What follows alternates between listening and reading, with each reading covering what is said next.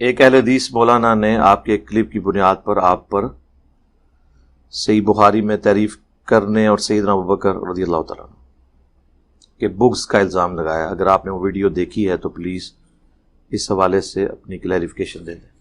Video تو میں نے نہیں دیکھی لیکن مجھے علم میں آیا اس طرح کی کوئی کریٹیکل چیز آئے تو اپلوڈ ہوتے ہی میرے تک اطلاع آ جاتی ہے کہ اس طرح تو میں پھر ان سے پوچھ لیتا ہوں کہ ہاں بھائی یہ مجھے حسن بھائی نے بتائی ہے 1-2 دن پہلے اس طرح کی ویڈیو آئی ہے. اور بہت ساری ویڈیوز اس طرح کی آتی رہتی ہیں مارکیٹ کے اندر. یہ جتنے لوگ ویڈیوز بنا رہے ہیں آپ ذرا ان کی انٹینشنز کو پہلے دیکھیں. میں ان باتوں کا تو جواب بعد میں دیتا ہوں. یہ وہ لوگ ہیں جو کل تک توحید کے اوپر کام کرتے تھے. اللہ تعالیٰ نے ایسی ان کے اوپر نحوست ڈال دی ان کی بدعمالیوں کے سبب اور اہل بیت سے بغض کے سبب کہ توحید کا کام انہوں نے چھوڑ دیا. ان کے ساتھ پینگے بڑھا رہے ہیں. اور جو پکے موحدین ہیں جو اس طریقے سے قبر پرستی اور بابوں کے خلاف بولتے ہیں کہ جو نہ ان کے علماء کی کبھی جرت رہی ہے نہ آندہ ہوگی, ان کے خلاف سارے توپوں کا رخ کیا ہوا ہے. اچھی بات ہے, مجھے اس سے خوشی ہوتی ہے. میں اصل میں آپ کا یہ چہرہ بے نقاب کرنا چاہتا ہوں اور آپ کو یہ بتانا چاہتا ہوں کہ آپ نے جو توحید کا لبادہ اوڑا ہوا تھا یہ ایک حادثہ تھا. بریلویوں نے عشق رسول کا جو لبادہ اوڑا ہوا ہے یہ ایک حادثہ ہے کیونکہ ان کے کلچر میں ان کو سکھایا جاتا ہے. ذرا سے ہٹ کے اسی نبی کی حدیث انہیں بتائی جائے بخاری مسلم سے, وہ نہیں مانتے. اہل حدیث نے بخاری مسلم کی جو رٹ لگائی ہوئی تھی نا, یہ بس رفع الیدین تک یہ حادثے تھے. جب انہیں بنو امیہ کی بدماشیاں بتائی گئی نا پھر وہ ماننے کے لیے تیار نہیں ہوئے. شیعہ کے اندر جو عشق اہل بیت تھا نا وہ اس وقت تک تھا جب تک ہم نے ناج البلاغہ سے خلفائے ثلاثہ کی شان بیان نہیں کی تھی. جب انہیں بتائیے تو اب ان کو بھی ہاتھ پاؤں پڑ گئے. ٹھیک ہے, اور یہی حال دیوبندیوں کا ہے کہ صحابہ کرام کی عظمت کی باتیں کرنا ان کا صرف ایک ڈھکوسلا تھا. ورنہ اگر یہ لوگ امیر معاویہ کانفرنس کر رہے ہیں تو امیر معاویہ تو چیز ہی کوئی نہیں. عمار بن یاسر کی کانفرنس کیوں نہیں کرتے؟ کیونکہ انہیں پتا ہے کہ پھر لوگ پوچھیں گے کہ کس رضی اللہ عنہ نے کس رضی اللہ عنہ کے کہنے پر اس رضی اللہ عنہ کو شہید کیا. یہ وجہ ہے پیچھے. لوگ کہتے ہیں جی کہ آپ نے کہہ دیا کروڑوں معاویہ ایک عمار کے برابر نہیں, اس پہ رجوع کریں. جی میں رجوع کرتا ہوں, اللہ تعالیٰ میری غلطی معاف کرے. خربوں معاویہ ایک عمار کے برابر نہیں, اور میں مسلم شریف سے ثابت کروں گا, آپ کو بخاری شریف سے ثابت کروں گا. سنیں, بخاری اور مسلم دونوں میں حدیث ہے اور مسلم میں تفصیل ہے کہ حضرت خالد بن ولید نے جذبات میں آ کر عبد الرحمن بن عوف کو گالیاں دے دی. اور یہ کیوں گالیاں دی تھی اس کی تفصیل حافظ ابن کثیر نے سورۃ الحدید کی 10 نمبر آیت کے کانٹیکسٹ میں لکھ دی ہے. وہ 10 نمبر آیت ہے نا سورۃ الحدید کی کہ جو فتح مکہ سے پہلے ایمان لے کر آئے اور جو بعد میں وہ برابر نہیں ہو سکتے, اس کی تفسیر میں لے کے آئے. اور کچھ حصہ اس کا صحیح بخاری میں موجود ہے کہ جب خالد بن ولید نے ایک قوم کے اوپر بغیر تحقیق کے چڑھائی کر دی اور انہیں قتل کیا اور وہاں صحابہ میں اختلاف ہوا, وہ قبائل اجڑ تھے, ان پڑھ تھے, اعرابی تھے. انہوں نے کہا ہم اپنے دین سے پھر گئے, ہم اپنے دین سے پھر گئے. اور اس سے مراد وہ یہ کہہ رہے تھے ہم اپنے بت پرستی کے دین سے پھرے. خالد بن ولید یہ سمجھے یہ کہہ رہے ہیں ہم اسلام چھوڑ گئے, قتل کرنا شروع کیا. باقی صحابہ نے مخالفت کی, انہوں نے اپنے جو انہوں نے گرفتار کیے تھے انہیں قتل نہیں کیا اور کہا ہم نبی اسلام کے پاس آئیں گے. اس وقت نعرہ بولا جاتا تھا اسلمنا, ہم نے اسلام قبول کیا. لیکن ان اجڑ لوگوں کو نہیں پتا تھا. نبی اسلام کے پاس جب شکایت آئی تو آپ جلال میں آپ نے 2 دفعہ ہاتھ اٹھا کے کہا اے اللہ خالد بن ولید نے جو کچھ کیا میں اس سے بری ہوں, میری کوئی ذمہ داری نہیں جو اس نے یہ حرکت کی ہے. اس موقع پر ہی عبد الرحمن بن عوف اور خالد بن ولید کا جھگڑا ہوا تھا. یہ حافظ ابن کثیر نے نقل کیا. اور مسلم شریف میں الفاظ ہیں کہ خالد بن ولید نے جب عبد الرحمن بن عوف کو گالی دے دی تو وہ شکایت لے کے حضور کے پاس آئے. آپ علیہ السلام کو جلال آیا, آپ نے فرمایا خالد سے فرمایا تھا. بریلوی دیوبندی اہل حدیث شیعہ سے نہیں, وہ تو انڈائریکٹ ہے. ڈائریکٹلی خالد بن ولید سے کہا کہ تم اب احد پہاڑ کے برابر بھی سونا خیرات کر دو. تو میرے صحابی نے 1 مد 600 گرام آدھا کلو گندم جو خیرات کی تھی اسے نہیں پہنچ سکتے, اس کے آدھے کو بھی یعنی 1 پاؤ گندم میرے عبد الرحمن بن عوف نے جو اللہ کی راہ میں دی، خالد بن ولید تم احد پہاڑ جتنا سونا بھی خیرات کر دو تو اس کے برابر نہیں ہو سکتے. یہ آدھی حدیث بیان کرتے ہیں کہ جی وہ میرے صحابہ کو برا مت کہو احد پہاڑ. یہ مسلم شریف میں پوری حدیث ہے، کیونکہ مسلم کی اگر حدیث بیان ہوگی تو پھر پتہ چلے گا کہ نبی علیہ السلام نے اسپیسیفکلی بعد میں مسلمان ہونے والوں کو کہا کہ تم سینئر مسلمانوں کو گالی مت دو. پھر تو لوگ پوچھیں گے پھر بنو امیہ حضرت علی پہ کیوں سب و شتم کرتی رہی، جو صحیح مسلم میں ہے 6229 لعن اللہ ابو تراب، ابو تراب پر لعنت ہو. سب کا ترجمہ مسلم میں خود ہوا ہے لعنت. پھر لوگ یہ بھی پوچھیں گے. مسلم شریف میں دوسری حدیث سعد ابن ابی وقاص نے امیر شام کے سامنے کلمہ حق بلند کیا، حضرت علی کو سب کرنے سے انکار کیا. لوگ یہ بھی پوچھیں گے. تو اس لیے انہوں نے کہا یار آدھی حدیث بیان کرو، میرے صحابہ کو برا مت کہو. پوری حدیث بیان نہیں کی.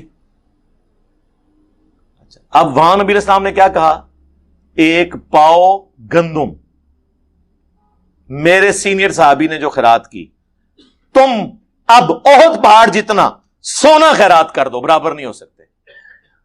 احد پہاڑ آپ کو پتا ہے کتنا ہے؟ 4.5 کلومیٹر پہ پھیلا ہوا ہے، چٹیل پتھروں کا پہاڑ ہے. اس کی آپ ڈینسٹی کیلکولیٹ کریں. میرا تو کیلکولیٹر فیل ہو گیا تھا، کسی کے پاس سپر کمپیوٹر ہے تو کیلکولیٹ کر لے کہ 4.5 کلومیٹر پہ پھیلے ہوئے آلموسٹ ½ کلومیٹر اونچے اس پہاڑ پتھر کی ڈینسٹی کیلکولیٹ کرے، پھر اس کے برابر سونا اور اس کی قیمت نکالے، اور پھر دوسری طرف ایک پاؤ گندم کی قیمت نکالے، تو سر یہ اربوں نہیں کھربوں کی گیم نکلے گی. لہذا میں نے بخاری اور مسلم سے ثابت کر دیا، اور یہ بھی میں ابھی آگے چلوں گا. خالد ابن ولید فتح مکہ سے پہلے کے مسلمان ہیں، لیکن صلح حدیبیہ کے بعد ہوئے ہیں. نبی علیہ السلام نے صلح حدیبیہ کے بعد اور فتح مکہ سے پہلے مسلمان ہونے والوں کو بھی عبد الرحمن بن عوف کے برابر نہیں ہونے دیا، اور جو فتح مکہ کے بعد مسلمان ہوئے ہیں وہ حضرت علی کے برابری کا کریں، وہ تو آپ کیلکولیٹ ہی نہیں کر سکتے. تو میں نے یہ رجوع کرتا ہوں، میں نے جو کہا تھا کروڑوں معاویہ، میں کہتا ہوں کھرب ہا کھرب معاویہ ایک عمار ابن یاسر کے برابر نہیں ہے، اور میں نے بخاری مسلم سے ثابت کر دیا. جا کے سپر کمپیوٹر پہ کیلکولیٹ کروا لیں، ریشو پروپورشن نکال لیں نا قیمت کی، ایک پاؤ گندم کی قیمت اور 4.5 کلومیٹر پہ پھیلے ہوئے احد پہاڑ جو چٹیل پتھروں کا ہے اس کے برابر سونا کیلکولیٹ کریں. سر سونا تو ایک تولہ آج کل 1,15,000 تقریباً ہوا ہے، چلے موٹا کر کے 1 لاکھ بھی لگا لیں، اتنا تھا سونا 1 لاکھ کا ہے. تو لاکھ کا فرق تو یہی نکل آیا ہے. اتنی سی جگہ پہ ہی کروڑوں معاویہ پورے ہو جائیں گے، اور 4.5 کلومیٹر پہ تو کھربوں نہیں کھرب ہاں کھرب. اور علی کی تو بات ہی نہیں ہو رہی سر. علی کی کیسے بات ہوگی؟ علی کا نام لینا چھوڑ دیں آپ. سر علی کو کوئی نہیں پہنچ سکتا، ان کا تو ذکر ہی نہ کریں. تو بات یہ کہ یہ ان کی کہانی ہے، تو یہ ان کے پیچھے بغض اہل بیت ہوتا ہے. اچھا اب آ جائیں آپ اس طرف. یہ جو سوال آیا تھا بات کہاں سے کہاں نکل گئی. تو یہ پیچھے ان کی انٹینشن کیا ہے؟ ان کو میرے کوئی لیکچر نظر نہیں آئیں گے جو آصف علوی غالی رافضی نے حضرت ابوبکر کی توہین کی، تو میں نے نہج البلاغہ سے سیدنا ابوبکر رضی اللہ تعالیٰ عنہ علیہ السلام کی شان میں خطبات بیان کیے، وہ ان کو نظر نہیں آئیں گے. میرے کربلا والے ریسرچ پیپر میں حدیث لکھی ہوئی جو میں نے درجنوں لیکچر میں بیان کی صحیح بخاری کی، کہ مولا علی کا بیٹا محمد بن حنفیہ پوچھتا ہے کہ ابا جان بتائیں رسول اللہ کے بعد اس امت میں سب سے افضل کون ہے؟ تو سیدنا علی کہتے ہیں ابو بکر. پھر پوچھا کون؟ کہا عمر. انہوں نے کہا مجھے خدشہ ہوا، تیسری دفعہ میں نے پوچھا تو عثمان کا نام لیں گے، تو میں نے کہا اس کے بعد تو آپ ہوں گے. تو انہوں نے کہا میں تو عام مسلمانوں میں سے ایک مسلمان ہوں. یہ سیدنا علی کی عاجزی تھی.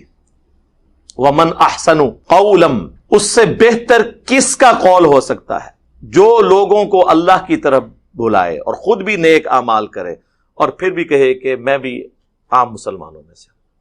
سورہ حامیم السجدہ کی 33 نمبر آیت ہے. تو یہ میں نے کئی دفعہ حدیث بیان کی، میرے ریسرچ پیپر میں ان کو نظر نہیں آئی، اور انہوں نے پکڑ کے ایک پرانی میری ویڈیو، یہ 21 نمبر میری مجلس تھی 2018 کی، اگست کے اندر یہ اپلوڈ ہوئی. وہ اپلوڈ جب ہوئی تو میرے ایک بڑے قریبی دوست ہے کرنل صاحب، میرے اسٹوڈنٹ بھی ہیں، انہوں نے مجھے دوسرے تیسرے دن کال کی کہ اس میں آپ نے وہ جو حدیث بیان کی ہے بخاری کی، وہ میں نے کھول کے دیکھی ہے۔ سر یہ ہمارے اسٹوڈنٹس جو ہیں اس طرح نہیں ہیں، آپ تو 2021 میں جو چیزیں دریافت کر رہے ہیں نا وہ شروع میں ہی دریافت ہو جاتی ہیں۔ تو انہوں نے مجھے کہا یہ سیدنا عبداللہ ابن مسعود تو وہاں موجود تھے، اور انہوں نے یہ کہا کہ کاش میں اس وقت اتنا اسٹرانگ ہوتا کہ میں نبی الاسلام کی مدد کر سکتا یا میرے ساتھ کوئی مل جاتا، لیکن سیدنا ابوبکر کا ذکر نہیں ہے۔ تو میں نے جب حدیث کھول کے دیکھی میں نے کہا اوہو یار یہ تو سلپ آف ٹنگ ہوا ہے مجھ سے۔ تو میں نے کہا چلے ٹھیک ہے، اس کا ہمارا کلپ آئے گا اس کے اوپر، کیونکہ وہ بیسیکلی میں ایڈریس کر رہا تھا سیدہ فاطمہ کی شان۔ ٹاپک حضرت ابوبکر نہیں تھے، حضرت فاطمہ تھی سلام اللہ علیہا، کہ وہ جنتی عورتوں کی سردار ہے۔ اس کے آلموسٹ 5-6 دن کے بعد ہی سیدہ فاطمہ کے اوپر کلپ میرا اپلوڈ ہوا، اسی مجلس نمبر 21 سے۔ آپ جا کے یوٹیوب پہ دیکھ سکتے ہیں، سیدہ فاطمہ کی فضیلت، اس میں اس جگہ پہ ہوئی ہے کٹنگ۔ وہ کٹنگ ہی 5 دن بعد اس کی ناسخ ہو گئی۔ اس کٹنگ میں جب یہ حصہ تھا تو میں نے جب اپلوڈ کروایا تو فرحان بھائی سے کہا اسے کاٹ دیں آپ، یہ الفاظ حدیث میں موجود نہیں ہیں۔ وہ تو اپلوڈ ہو چکی بھی تھی، اس وقت ہمارے پاس آن لائن کٹنگ کا بھی آپشن موجود نہیں تھا، اب آ گیا، لیکن اب بھی میں نہیں کروں گا، اس لیے کہ وہ رہے ریکارڈ کے طور پہ، تاکہ آپ کو پتا چلے کہ نبیوں کے علاوہ کوئی بھی شخص ایسا نہیں ہے کہ جو یہ دعویٰ کرے کہ اس سے غلطی ہی نہیں ہو سکتی، وہ رہے اپنی جگہ پہ۔ وہ کٹنگ کروائی، سیدہ فاطمہ کا وہ کلپ اپلوڈ ہے، اس سے 5 دن بعد کا آپ دیکھ لیں، سیدہ فاطمہ کی فضیلت۔ اچھا، اس کلپ میں آپ کو وہ الفاظ نہیں ملیں گے۔ پھر تقریباً 1.5-2 سال پہلے جب آصف اشرف جلالی نے گستاخی کی سیدہ فاطمہ کی سلام اللہ علیہ، تو مجھے جو ہدایہ پورٹل والے بھائی ہیں انہوں نے مجھے کہا کہ آپ مجھے نا سیدہ فاطمہ کے اوپر کوئی کلپ ریکمینڈ کریں، میں وہ اپلوڈ کروں۔ تو میں نے انہیں کہا کہ یہ کلپ آپ نے اپلوڈ کرنا ہے، لیکن اس پہ ہمارا ٹیگ لگا تھا ahlsunnatpak.com کا، تو وہ ہدایہ پورٹل والے اوریجنل ویڈیو سے اپلوڈ کرتے ہیں تاکہ وہ ٹیگ نہ آئے۔ تو میں نے انہیں اسپیشل نہ نصیحت کی، آپ ان سے پوچھ سکتے ہیں، میں نے کہا کہ آپ نے اوریجنل ویڈیو میں سے اسے اپلوڈ نہیں کرنا کاٹ کے، اس میں یہ الفاظ فالتو ہیں، وہ آپ کو پھر کٹنگ کرنے پڑیں گے، تو بہتر یہ ہے کہ میرا وہم نکالتے ہوئے آپ اسی کو ری اپلوڈ کریں، یہ نہ ہو آپ سے کٹنگ غلط ہو جائے اور مصیبت کھڑی ہو جائے۔ یہ میں آپ کو سال پہلے کی بات کر رہا ہوں، اور ان سے پھر وہ آپ دیکھیں ان کے باقی سارے کلپس ٹیگ والے نہیں ہوں گے، یہ ٹیگ والا ہے، وہ اسی وجہ سے کہ میں نے انہیں گائیڈ کیا۔ پھر اس سے بھی بڑھ کے وہ سر 6-7 منٹ کا میرا کلپ تھا، اس سے 3 منٹ پہلے ہی میں نے حدیث بیان کی جامعہ ترمذی کی کہ نبی الاسلام نے فرمایا کہ ابو بکر اور عمر تمام جنتی بوڑھوں کے سردار ہیں سوائے انبیاء کے۔ یہ اسی کلپ میں بیان ہوا ہے جس میں سے انہوں نے حضرت ابو بکر کا بغض میرے سے نکالا ہے۔ تو جب یہ سن رہے تھے ان کے ضمیر نے انہیں ملامت نہیں کیا کہ ایک بندہ جو 3 منٹ پہلے اسی کلپ کے اندر، چونکہ میں ڈسکس کر رہا تھا کہ جنتی نوجوانوں کے سردار حضرت حسن و حسین ہے، ترمذی کی حدیث ہے، حاکم میں ہے کہ حسن و حسین جنتی نوجوانوں کے سردار ہیں اور ان کے والد علی ابن ابی طالب ان سے بھی بہتر ہیں، بخاری مسلم میں ہے کہ فاطمہ جنتی عورتوں کی سردار ہے۔ یہ ساری حدیثیں بیان کرتے ہوئے، حالانکہ یہ ٹاپک نہیں تھا، پھر بھی میں نے حضرت ابوبکر عمر کی شان اسی میں بیان کی، ترمذی سے حدیث۔ وہ ان کو نظر نہیں آئی اور آگے جا کے بغض ابو بکر نظر آ گیا۔ اور یہ ہمیں بتائیں گے جنہوں نے خود اہل حدیث کی 3 کتابوں میں نے 4 سال ہو چکے ہیں، بلکہ 5واں سال شروع ہے، اہل حدیث کے 3 بڑے رائٹرز، سب سے بڑے رائٹرز پاکستان میں جن کی سب سے زیادہ کتابیں ہیں، اقبال کیلانی صاحب، عمران ایوب لاہوری، اور تیسرا جماعت الدعوہ کے وہ دارالاندلس کے کاظم پاشا صاحب۔ تینوں نے فضائل قرآن پہ لکھی کتابیں، تینوں نے غدیر خون کی حدیث آدھی لکھی۔ قرآن اور اہل بیت تھا، قرآن لکھ کے اہل بیت والا حصہ ہی چھوڑ دیا، تعریف کر دی حدیث میں۔ اور اس کے فوراً بعد تینوں نے الموطا امام مالک کی روایت جو حاکم میں موجود ہے پوری سند سے کہ 2 چیزیں چھوڑ کے جا رہا ہوں، قرآن اور میری سنت، وہ پوری لکھی اور اوپر اہل بیت کو چھوڑ دیا۔ اور پھر بعد میں بہانہ کیا چونکہ ٹاپک قرآن تھا اس لیے ہم نے آدھی حدیث لکھی ہے، تو پھر دوسری والی بھی آدھی لکھتے نا، کہ حجۃ الوداع پہ فرمایا 2 چیزیں چھوڑ کے جا رہا ہوں، اللہ کی کتاب، دوسری چھوڑ دیتے، وہاں سنت لکھا، اور اس سے پہلے غدیر خم کی حدیث آدھی لکھی، قرآن اور اہل بیت چھوڑ دیا. کیوں؟ اس لیے کیا تاکہ بعد میں کوئی پڑھے تو وہ خود فلنگ دی بلینکس کر لے کہ اوپر بھی سنت ہی مراد ہوگی. اور یہ فلنگ دی بلینکس تیسری کتاب میں ہو گیا.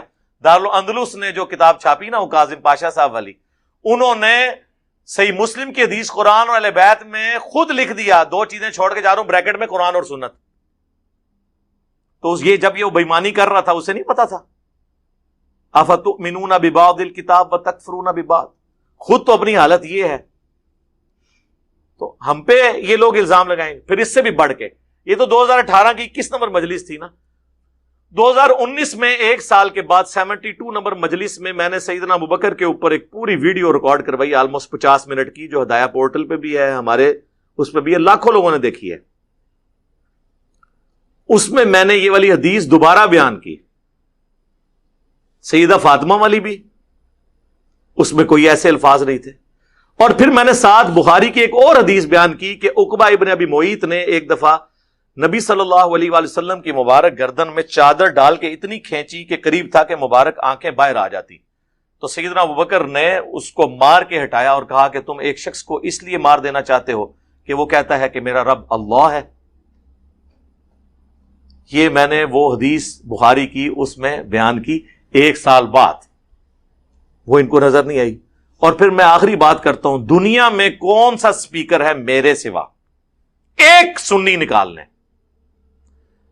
جس کی ویڈیوز حضرت ابوبکر، عمر، عثمان و علی کی شان میں ہوں اور ملینز آف پیپلز نے دیکھی ہوں، ویڈیوز بھی ہوں پوری، صرف میری ہیں.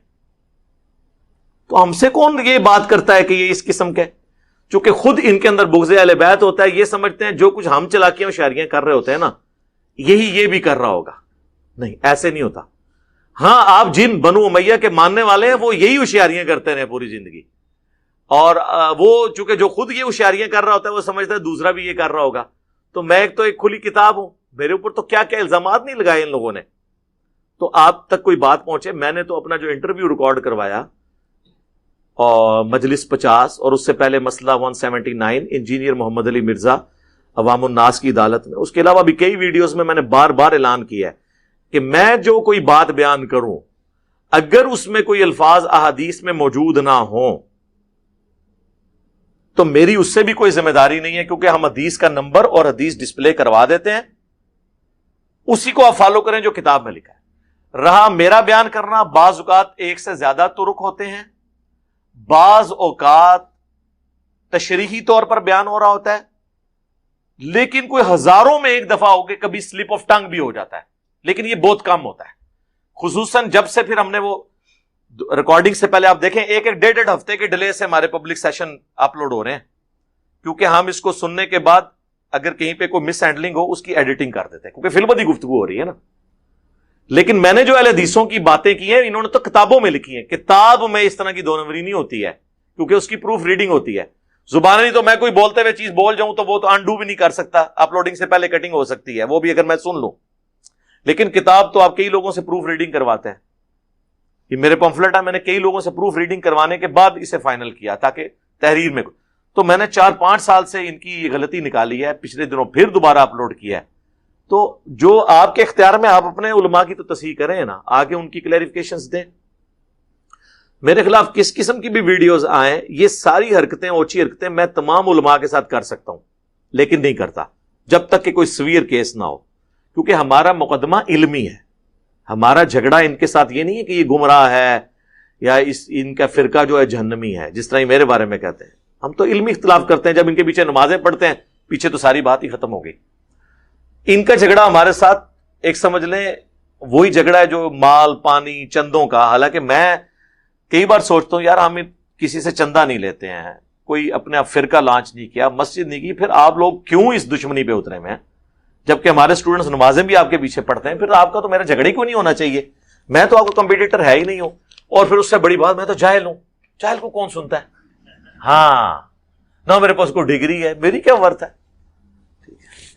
تو وہ جاہل کہہ کے انہوں نے اپنا جو لبادہ اوڑا ہوا تھا وہ کھول کے پبلک کے سامنے کر دیا. ان کو پتا چل گیا نہیں بھائی یہ جو دعوت لانچ ہو رہی ہے یہ کوئی عام دعوت نہیں ہے. جس طرح وہ کیسر روم کو جب بتایا گیا نا کہ عرب آ گئے ہیں تو اس کا جرنیل کہنے لگا کہ عربی پہلے بھی آتے ہیں لوٹ مار کر کے چلے جائیں گے. اس نے کہا نا اس دفعہ یہ لوٹ مار کرنے نہیں آئے, یہ ہم سے ہماری زمین لینے آئے ہیں, کیونکہ پیغمبر کی سپورٹ کے ساتھ لانچ ہوئے ہیں.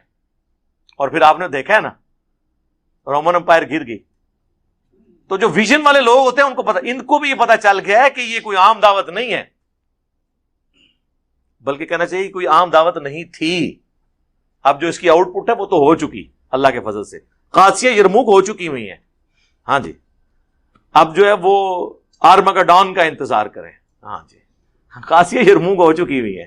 یہ اس قسم کے معاملات تو آندہ بھی کوئی چیز ملے میں اپنی ویڈیوز میں کہتا ہوں کہ آپ اس کو فالو کریں. بھائی تشریحی طور پہ بعض اوقات ایک جگہ ایک لفظ موجود ہے دوسری جگہ موجود نہیں ہے. مثلا میں نے سنن ابی داؤد سے حدیث بیان کی کہ حضرت حسن ابن علی کی شہادت کی خبر جب امیر شام کے دربار میں آئی, مقدام بن مادی کرب موجود تھے, تو ان کو مخاطب کر کے امیر شام نے کہا, امیر شام سے مراد ان کے حضرت یزید کے والد صاحب, کہ مقدام تمہیں پتہ ہے حسن فوت ہو گئے. تو انہوں نے پڑھا انا للہ و انا الیہ راجعون. تو پھر ایک جو چمچا تھا اس نے کہا کہ حسن تو ایک آگ کا انگارہ تھا جسے اللہ نے بجھا دیا. یعنی آگ کا وہ انگارہ جس میں کبھی بھی آگ پڑ سکتی تھی, یعنی خطرہ تھا کہ ان کے ساتھ ٹریٹی کی ہوئی ہے کبھی بھی امت کو جگا سکتے ہیں, تو جان چھوٹ گئی. تو ابو داؤد میں الفاظ ہیں کہ ایک مرد نے کہا کہ تم حسن کی موت کو مصیبت خیال کرتے ہو. تو میں نے اپنے لیکچر میں کہا کہ معاویہ نے کہا رضی اللہ عنہ, ہم تو احترام سے نام لیں گے, یہ کہتے ہیں نہیں معاویہ تو لکھا نہیں ہوا, وہ ابو داؤد میں تو نہیں لکھا ہوا لیکن مسند احمد میں موجود ہے کہ معاویہ نے کہا. امام ابو داؤد کی عادت تھی کہ وہ اس طرح کے الفاظ میں کہیں رجل کہیں فلان یہ لکھ کے ان بندوں کے ناموں کو امت کے وسیع تر مفاد میں چھپا لیا کرتے تھے. تو بعض اوقات ایک جگہ ایک الفاظ ہوتے ہیں دوسری جگہ نہیں ہوتے. اس قسم کی میں نے کئی ایک مثالیں پیش کی ہیں. اب میرے صحابہ کو برا مت کہو, بخاری میں یہ آدھی حدیث ہے, مسلم میں یہ پوری ہے کہ عبد الرحمن بن عوف کو گالیاں دی تھی خالد بن ولید نے, تو حضور نے ان کو ڈانٹا تھا. تو ہو سکتا ہے کہ ایک جگہ وہ پوری حدیث موجود ہو دوسری جگہ آدھی. اس قسم کے جو معاملات ہوں نا اس میں آپ ذرا دیکھ لیا کریں دقت نظر کے ساتھ کہ کون سے الفاظ کہاں پر ہیں کون سے کہاں. مثلا بخاری میں تو اتنی حدیث ہے کہ علی کی میرے ساتھ وہی نسبت ہے جو ہارون کی موسیٰ کے ساتھ, اور کل میں اس شخص کے ہاتھ میں جھنڈا دوں گا جس سے اللہ اور اس کا رسول محبت کرتے ہیں, وہ اللہ اور اس کے رسول سے محبت کرتا ہے, یعنی علی بن ابی طالب خیبر کے موقع پر. لیکن مسلم میں آگے الفاظ ہیں, حضرت ابو ہریرہ کہتے ہیں کہ حضرت عمر پوری زندگی اس بات پہ رشک کرتے تھے, وہ کہتے ہیں مجھے کبھی بھی یہ خواہش نہیں ہوئی کہ حضور مجھے جھنڈا دیں سوائے اس موقع کے جو خیبر کا موقع تھا.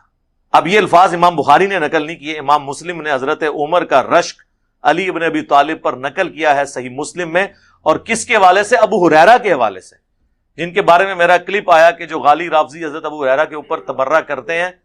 میں نے یہ ثابت کیا تھا کہ اہل بیت کی شان میں جتنی احادیث ہیں کرٹیکل وہ تمام حضرت ابو ہریرہ سے ہیں, اور بنو امیہ کے عہدے قبول کرنے کے باوجود حضرت ابو ہریرہ مرتے دم تک بنو امیہ کے مخالف رہے ہیں ان غلط پالیسیز کی وجہ سے.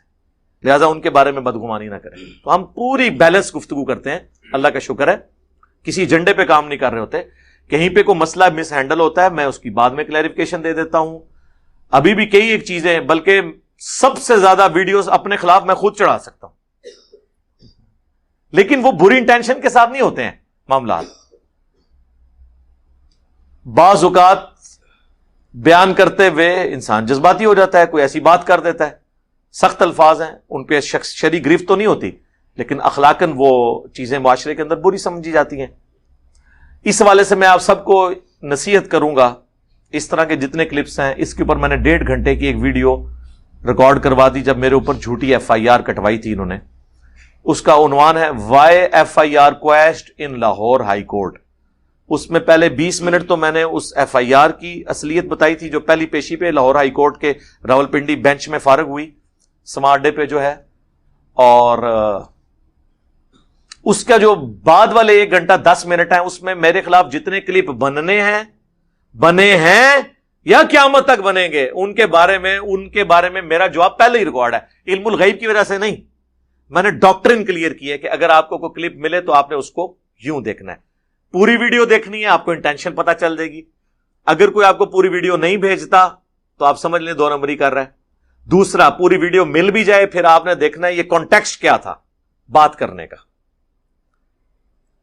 تیسرا یہ دیکھنا ہے وہ ٹاپک کیا تھا، بعض کا ٹاپک کچھ اور ہوتا ہے، اس میں ایک سرسری بات ہو رہی ہوتی ہے، جس طرح میرا انہوں نے کہا تھا کہ جی یہ کہتے ہیں ہمیں صحابہ سے زیادہ ثواب ملے گا، وہ بھئی ٹاپک یہ ہو رہا تھا کہ موبائل میں قرآن پڑھنا زبانی قرآن پڑھنے سے افضل ہے، کیونکہ اس میں آپ قرآن دیکھ رہے ہوتے ہیں۔ اس میں نے کہا کہ آپ کی کتنی خوش نصیبی ہے کہ صحابہ کے پاس تو اس ٹائم موبائل نہیں ہوتے تھے، نہ ریٹن نسخے ہوتے تھے، وہ تو زبانی قرآن یاد کرتے تھے، آپ کے پاس تو لکھا ہوا ہے، اس حوالے سے آپ کو زیادہ ثواب ملتا ہے۔ اور ساتھ میں نے ایک جملہ بولا کہ اس کو آپ نے اب صحابہ کے ساتھ کمپیئر نہیں کرنا، اس اعتبار سے میں اس کے کمپیریزن کسی اور اعتبار سے کرا لوں، وہ اگلا جملہ نہیں انہوں نے نکالا، بیچ میں نکال کے، تو پھر اس کی نوست کیا ظاہر ہوئی ان کے اوپر۔ میں نے پھر 3 حدیثیں بتا دی مسند احمد سے، بعد والوں کے فضائل میں نے بیان کر دیے، اور میں نے کہا لاؤ یہ تو نبی الاسلام پہ فتویٰ لگاؤ۔ ابو عبیدہ ابن جرح کے بارے میں حضور علیہ السلام جب وہ پوچھتے ہیں، مسند احمد میں مشکات میں موجود ہے آخری جلد میں اس امت کے ثواب کے بیان میں، کہ یا رسول اللہ سب سے افضل لوگ کون ہیں؟ ہم ہیں نا، ہم نے آپ کے ساتھ جہاد کیا، اتنی قربانیاں دی۔ آپ نے فرمایا تم سے بہتر لوگ وہ ہیں جو بعد میں آئیں گے، جنہوں نے مجھے دیکھا بھی نہیں ہوگا تب بھی مجھ پر ایمان لے کر آئیں گے۔ ابو عبیدہ ابن جرح کو حضور کہہ رہے ہیں، تو یہ تو گستاخی صحابہ ہوگی۔ اچھا اس کو آپ ذرا سمجھ لیں، بعد والے وہی لوگ ان سے بہتر ہوں گے جن کے اعمال بہتر ہوں گے، سارے بعد والے بہتر نہیں ہیں۔ یعنی ایک وہ شخص ہے جو نبی اسلام کو دیکھتا ہے، اس کا ایمان کامل لیول کا ہے، جان دھڑ کی بازی لگا کے وہ اسلام کے لیے خدمت کرتا ہے، اور ایک شخص اتنی لیول کی قربانی کرتا ہے لیکن اس نے حضور کو دیکھا نہیں، صرف سننے کی بنیاد پہ، وہ جو بندہ ہے نا اس کے ایمان کو بہتر کہا گیا ہے۔ ہر بندے کا ایمان بہتر نہیں ہے، یہ ذہن میں رکھیے گا، ہاں، کیونکہ اللہ تعالیٰ نے سب کو بیلنس کیا ہے، کیونکہ نبی علیہ السلام کو جنہوں نے دیکھا ان کا تو ایمان جینون ہونا چاہیے۔ جن لوگوں نے حضور کے اتنے معجزات دیکھے، بخاری مسلم میں حدیث ہے آپ کی مبارک انگلیوں سے چشمے جاری ہوتے ہوئے دیکھے، ان کو تو کبھی بھی نبی علیہ السلام کے پیغمبر ہونے کے بارے میں یا اللہ کی ایگزسٹنس کے بارے میں وسوسہ بھی نہیں آئے گا۔ بخاری میں آتے عبداللہ ابن مسعود کہتے ہیں ہم نے کئی دفعہ حضور کے ساتھ کھانا کھایا اور ہم جب نوالا اٹھاتے تھے اس میں سے اللہ کی تسبیح کی آواز آ رہی ہوتی تھی، حضور کی موجودگی کی برکت سے۔ تو جس بندے نے یہ اس لیول کی چیزیں خود آبزرو کی ہیں، اس کو حضور کی وفات کے بعد کبھی وام بھی آ سکتا ہے کہ یہ اللہ کے پیغمبر نہیں تھے، یا انہوں نے جو ہم سے آخرت کے وعدے کیے یہ جھوٹے تھے۔ اور وہ شخص اپنا تن من دھن اگر لوٹاتا ہے، اور اس کے مقابلے میں وہ شخص جس نے صرف صحابہ سے سنا ہے کہ یہ معجزات ہوئے تھے، خود نہیں دیکھے، لیکن وہ بھی اسی کمٹمنٹ سے لڑتا ہے قادسیہ اور یرموک میں، تو پھر آپ بتائیں نا کہ کس کو زیادہ فضیلت ملنی چاہیے۔ اس لیے یہ حضور کی حدیث بالکل جسٹیفائی ہے، لیکن سارے لوگوں کے لیے نہیں کہ آج ہر بندہ کھڑا ہو گیا کہ جی میرا مرتبہ ان سے بڑھ کے ہو گیا، نہیں۔ مثلا اب اگر مجھ سے کوئی پوچھے جو فضیلت اللہ نے امام بخاری امام مسلم کو دی ہے، ان سے پہلے کسی شخص کو اس بڑی فضیلت یا اس کے بعد بھی ابھی تک مل سکی ہے کہ پورے کا پورا دین رسول اللہ کا ان کتابوں کے اوپر کھڑا ہے، قرآن کے بعد صلی اللہ علیہ وآلہ وسلم؟ یہ آئیڈیا امام بخاری امام مسلم سے پہلے کسی کو کیوں نہیں آیا کہ صحیح الاسناد حدیث کو ایک ترتیب کے ساتھ اس طریقے سے جمع کیا جائے؟ کیونکہ اس وقت کے ایشوز اور تھے۔ حضرت ابوبکر عمر عثمان علی یہ کام اپنے دور خلافت میں نہیں کروا سکے، اس وقت کے ایشوز اور تھے۔ اس سے بھی بڑھ کر اس زمانے میں ہمارے خلفاء قرآن کا ترجمہ دوسری زبانوں میں نہیں کروا سکے، حالانکہ ضرورت تھی، لیکن اس وقت ان پہ جنگی حالات، سرکمسٹانسز ایسے ٹف تھے کہ اس طرف سٹیبل ہونے کا موقع نہیں ملا۔ بعد میں جنہوں نے ترجمے کیے ہیں، اب امت میں اللہ نے ان سے ایک یونیک کام لیا، تو اللہ نے at the end of the day ہر بندے کو کوئی ایسی خوبی دی ہے جو دوسرے کو نہیں دی ہوئی، یہ ذہن میں رکھیے گا۔ حسان ابن ثابت میدان جنگ میں لڑ نہیں سکتے تھے، اب وہ کئی واقعات ہیں میں نے سنائے نا تو حدیثوں میں، تو وہ پھر یہ گستاخی کا فتویٰ لگا دیں گے، میں اس کو سکپ کرتا ہوں۔ لیکن دوسری طرف اللہ نے ان کو وہ کوالٹی دی تھی جو باقی صحابہ میں نہیں تھی، شاعری۔ بخاری مسلم کے الفاظ ہیں، حسان تیرے جو اشعار ہیں نا ان کافروں پر تیروں سے بھی بڑھ کے ہیں۔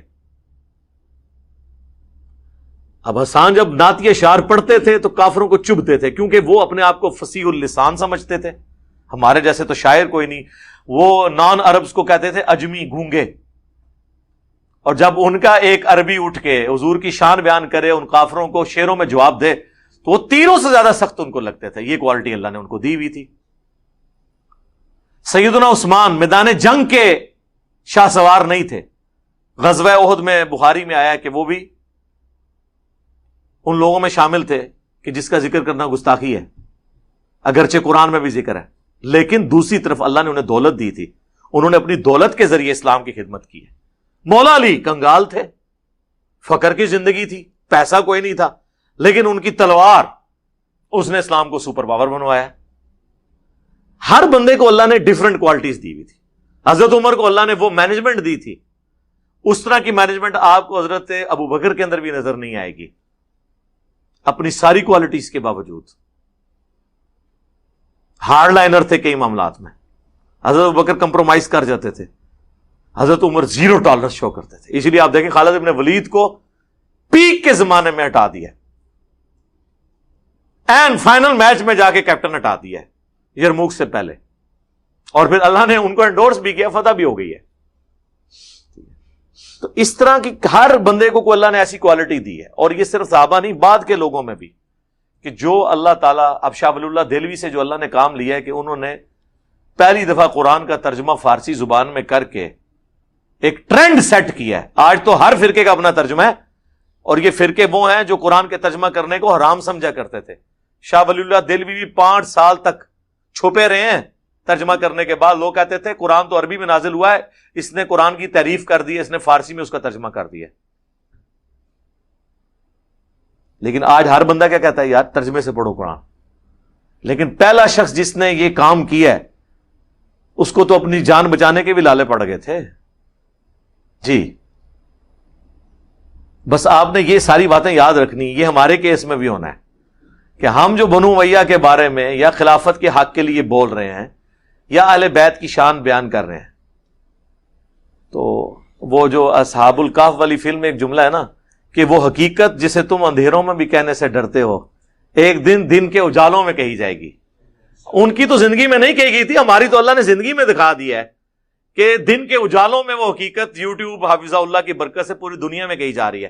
لیکن آنے والے وقت میں آپ دیکھیں گے کہ لوگ کہیں گے یار یہ باتیں جو آج امام مہدی ہمیں کر رہے ہیں کہ میں حسنی حسینی ہوں، یہ باتیں آج سے اتنا عرصہ پہلے انجینئر صاحب کر کے گئے ہیں، اور ان کے بزرگ تو فوت ہو گئے نا، اور یوٹیوب اور ان ویڈیوز کی برکت سے اب جو دعوت لانچ ہوئی ہے یہ فوت نہیں ہوتی، اور اس کی آپ برکات دیکھیں۔ پرانے کئی محدثین کے بارے میں آپ کو نا مختلف اسماء و رجال کے اماموں کی رائے مختلف ملے گی۔ ایک بندہ کہے گا یہ ثقہ امام ہے، دوسرا کہے گا دجال تھا، تیسرا کہے گا اس کا حافظہ بگڑا ہوا تھا، چوتھا کہے گا یہ بدعتی تھا۔ اب جب بندہ بیٹھتا ہے نا، تو شیخ زبیر صاحب جب بیٹھتے تھے نا وہ کہتے تھے یار اب میں کیا حکم لگاؤں، اتنی مختلف آراء ہیں۔ پھر انہوں نے کہا میں اصول یہ رکھوں گا کہ جمہور کی رائے کیا ہے۔ لیکن آج اگر کسی کو کوئی کہتا نا یہ رافضی ہے، یہ ناصبی ہے، یہ خارجی ہے، اس کے بارے میں آپ کو رائے قائم کرنے کے لیے کسی بزرگ بابے مولویوں کے فتوے کی کوئی ضرورت نہیں ہے۔ اس کی ویڈیوز اویلیبل ہوں گی، وہ آپ خود سنیں گے، اور پھر اللہ کے فضل سے ان کو گالیاں پڑیں گی جنہوں نے جھوٹے الزام لگائے ہیں، جس کی زندہ مثال مولانا اسحاق صاحب ہے۔ مولانا اسحاق صاحب رحمہ اللہ کا مجھے جو تعارف پہلی دفعہ ہوا نا وہ اہل حدیث نے کروایا، اور نیگیٹو کروایا جب میں نیا اہل حدیث کی طرف آیا۔ وہ جدھر جاتے تھے تو ہمیں ایک ہی نصیحت کی جاتی تھی، مولوی اسحاق نو نہیں سننا۔ مجھے پتہ ہی نہیں تھا مولانا اسحاق صاحب کون ہے۔ اچھا، میں نے میرے آفس کے کولیگ جو دوسرے آفس میں تھے، میرے یونیورسٹی فیلو تھے، وہ آئے ایک دفعہ تو مجھے کہنے لگے کہ میں فیصل آباد جا رہا ہوں اس دور کے بہت بڑے عالم کو ملنے کے لیے نا۔ تو میں نے کہا کون؟ وہ کہنے لگا جی وہ مولانا اسحاق صاحب ہے نا۔ میں نے کہا یار میں نے تو سنا ہے وہ بندہ گمراہ ہے۔ تو وہ مجھے کہنے لگے، وہ میرے جونیئر بھی تھے، مجھے کہتے ہیں جی آپ تو ایسی بات نہ کریں، آپ تو اتنے فرقوں سے گھوم گھما کے اہل حدیث کی طرف آئے ہیں، اب آ کے آپ نے بریک لگا لی ہے، اس طرح کی ورڈک نہ دیں، آپ انہیں سنیں تو صحیح۔ میں نے اس کی بات پلے باندھی، چونکہ ظاہر ہے میں بریلویت دیوبندیت اس لیے تو نہیں چھوڑی تھی کہ میں اہل حدیث کی ہر بات کو مان لوں گا، تو میں نے ان سے کہا کہ اچھا آپ جا رہے ہیں. ان دنوں میں تو یوٹیوب کا کوئی غوغا نہیں تھا, سیڈیاں چلا کرتی تھی. یہ میں آپ کو بات کر رہا ہوں 2009-10 کی آلموسٹ. یوٹیوب کو تو بوم ملا ہے 2012-13 میں, لانچ تو یہ ہو گئی تھی پہلے ہی. میں نے کہا یار کوئی سیڈیاں لے آنا. وہ سیڈیاں وہاں سے کچھ لے آئے. آپ اللہ کی کرنی دیکھیں, میں نے پہلی سیڈی لگائی نا, جب پہلی ویڈیو کلک کی تو حدیث بیان ہو رہی تھی صحیح بخاری کی 4108. مولانا ساق صاحب وہ جو تحکیم کے مسئلے کے بعد حضرت معاویہ نے مدینہ میں خطبہ دیا اور کہا کہ جو اس امر خلافت میں خواہش رکھتا ہے وہ اپنا سر اٹھائے, میں اس کے باپ سے زیادہ خلافت کا حقدار ہوں. وہ تابعی پھر بعد میں عبداللہ بن عمر سے کہتے ہیں کہ آپ نے معاویہ کو اسی وقت جواب کیوں نہیں دیا؟ انہوں نے کہا میں نے ارادہ کیا اپنی گوٹ کھولوں اور اسے جواب دوں کہ تجھ سے زیادہ خلافت کا حقدار وہ ہے جس نے تم باپ بیٹا سے اسلام کی خاطر جنگ کی جب تم لوگ کافر تھے, یعنی میں اور میرا باپ عبداللہ بن عمر اور حضرت عمر, یا حسن ابن علی اور ان کے والد علی ابن ابی طالب. دونوں اس کے معنی ہوتے ہیں لیکن دونوں طرف جاتے. پھر میں فتنے کے ڈر سے خاموش ہو گیا, پھر مجھے جنت کی نعمتیں یاد آ گئیں اور میں نے اسی پہ کفایت کر لیا. محمد بن مسلمہ کہتے ہیں کہ عبداللہ بن عمر نے خاموشی اختیار کر کے اپنی جان بھی بچا لی اور اپنی عزت بھی بچا لی, ایک ماموں نے دوسرے ماموں سے, کیونکہ عبداللہ بن عمر بھی تو ماموں ہے نا. تو وہ ویڈیو دیکھ لی ہے, پیارے ماموں جان, اویس قادری صاحب والی. اچھا, تو یہ حدیث پہلی دفعہ لگی تو آپ سوچ سکتے ہیں کہ یہ حدیث کو بندہ پڑھ رہا ہو اور کہہ رہا ہو بخاری میں ہے, اور جس نے پہلی بار سنی ہو اس کے کانوں سے دھواں نہیں نکلے گا. میں نے اسی ٹائم مکتبہ شاملہ کھولا, میں نے الفاظ ڈال کے حدیث نکالی. میں نے شیخ زبیر علی صاحب کو فون کیا, میں نے کہا شیخ صاحب ان کو نہیں میں نے بتایا یہ بخاری میں ہے. مجھے پتا ہوتا ہے کہ جو بخاریاں پڑھا بھی رہے ہیں نا بس وہ تلاوت ہی ہو رہی ہوتی ہے, کریٹیکلی چیزوں کو نہیں دیکھتے. میں نے کہا جی آپ اتنے عرصے سے بخاری پڑھا رہے ہیں تو حدیث کا آپ کا اتنا ایکسپیرینس ہے, بخاری میں اس طرح کی کوئی حدیث ہے کہ جس میں حضرت معاویہ نے حضرت عمر کی توہین کی اور عبداللہ بن عمر کی طرف کنایا کیا, وہ میں تیرے باپ سے زیادہ. کہتے ہیں نہیں توبہ توبہ, ایسی کوئی حدیث نہیں ہے. میں نے کہا جی 4108 کھولیں اور چیک کر کے مجھے آپ نے فون کرنا ہے. پھر 2-3 گھنٹے کے بعد جب میری آفس کی چھٹی, میں اپنی آفس کی گاڑی میں جب واپس جا رہا تھا, راستے میں شیخ زبیر صاحب کی کال آئی, اوہ علی بھائی واقعی حدیث تو ہے. میں کہا پھر کہتے ہیں بڑی گستاخی کی ہے حضرت عمر کی انہوں نے.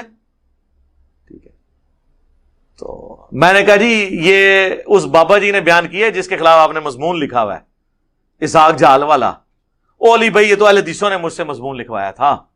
وہ بابا بڑی چیز ہے علی بھائی. ارے بابے نے خود بھی سنیا ایسی شیخ زبیر صاحب نے. ہاں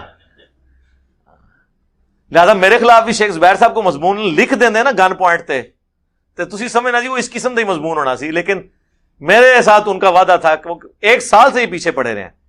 شکر ہے, ویسے میں اہل حدیث کو سلوٹ کرتا ہوں کہ انہوں نے جھوٹ نہیں بولا. جہاں کہیں جھوٹ بولے ہیں, یہ جھوٹ بھی بول سکتے تھے کہ یہ کوئی تحریر لے آتے شیخ زبیر صاحب کی طرف منسوب کر دیتے یہ ان کی تحریر ہے تمہارے خلاف, لیکن میں ان کو سلوٹ کرتا ہوں کہ انہوں نے یہ جھوٹا الزام میرے پہ نہیں لگایا.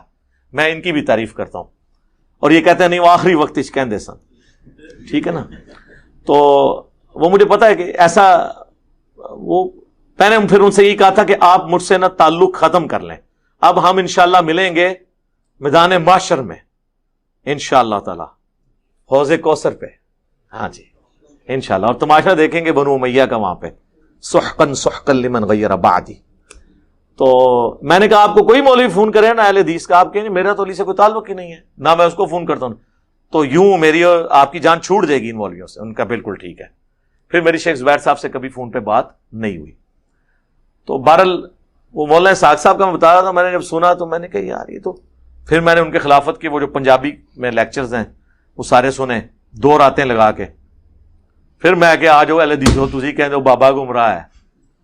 میں بخاری مسلم پڑھ کے تواڈے لے پاسے آیا تھا, اے بخاری مسلم وچ نہیں لکھیا آیا 2812 عمار کو ایک باغی جماعت قتل کرے گی, عمار انہیں اللہ اور جنت کی طرف بلائے گا, وہ جماعت جہنم کی طرف بلا رہی ہوگی. یہ حدیث نہیں تمہیں بخاری کی نظر آ رہی، اور باقی ساری چیزیں بخاری آپ کو پتہ ہی ہیں. تو اس سے پھر یہ میں بتا رہا ہوں پروپیگنڈا ہوتا ہے، لیکن اس پروپیگنڈے میں بھی خیر نکل آتی ہے. اب پوری دنیا الٹ کے بھی کہ نا جی مولانا اسحاق جو ہے وہ رافضی تھا، فلاں تھا. میں ویڈیو سے بتاؤں گا کہ یہ دیکھو یار تم چھوڑ دو، میں تو ان کی بات خود سن رہا ہوں. جب اہل حدیث نے ان کے خلاف فتویٰ لکھا کہ یہ جو ہے وہ رافضیوں کے ایجنٹ ہیں، حضرت عمر کی توہین کر دی انہوں نے، آدھا کلپ انہوں نے کاٹا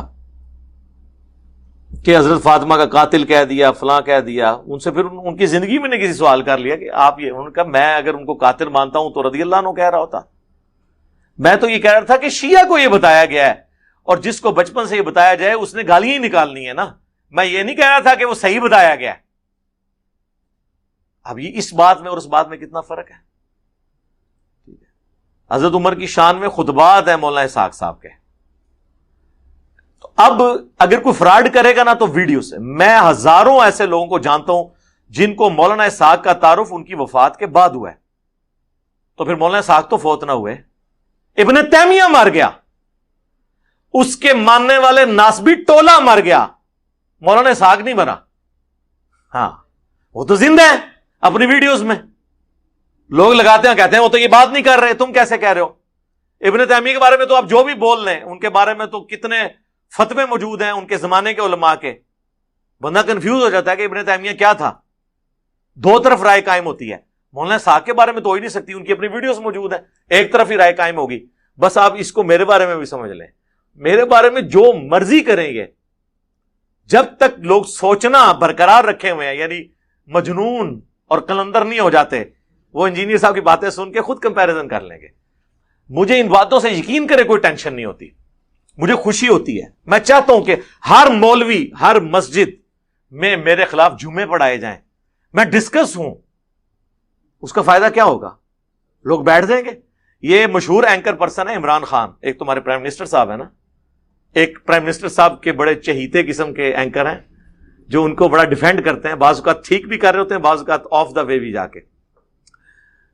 عمران خان وہ آج کل GNN پہ آ رہے ہیں نا، تو انہوں نے مجھے فون پہ خود کہا اور مجھے کہا کہ علی بھائی آپ نے اپنی ویڈیو میں یہ بیان کرنا ہے کہ مجھے آپ کا تعارف نیگیٹو کروایا گیا تھا پہلی دفعہ، یہ بڑا گمراہ ہے، دیکھو جی وہ غریب باتیں کرتا ہے. اور کہتے ہیں میں یقین کریں آپ کو سننے سے پہلے نمازی بھی کوئی نہیں تھا، قرآن بھی ترجمے سے نہیں پڑھتا تھا. تو ظاہر ہے جو لوگ میڈیا سے وابستہ ہیں ان میں کہتے ہیں، میں نے جب وہ کلپ سنا تو میں نے کہا یار اس طرح نہیں، میں ان کی پوری ویڈیوز خود دیکھتا ہوں کرتے کرتے. کہتے ہیں میں روزانہ اتنا قرآن ترجمے سے پڑھتا ہوں، میری وائف بھی سنتی ہے، میری وائف جو ہے وہ بھی پہلے بابوں کی ماننے والی تھی، لیکن میں لانگ ڈرائیو پہ جاتا تھا آپ کی لگا دیتا میں بابوں کے بارے میں کرتے کرتے کرتے. اب وہ بھی چیزیں جب سنتی ہیں نا دوسروں کہتی ہے یہ کہانی ہے.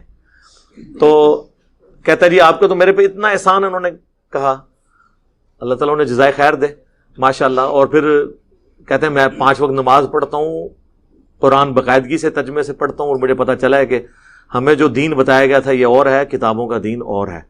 تو اللہ کے فضل سے نیگیٹو پروپیگنڈے کا فائدہ ہوتا ہے. لوگ کہتے ہیں نا بدنام ہوں گے تو کیا نام نہ ہوگا.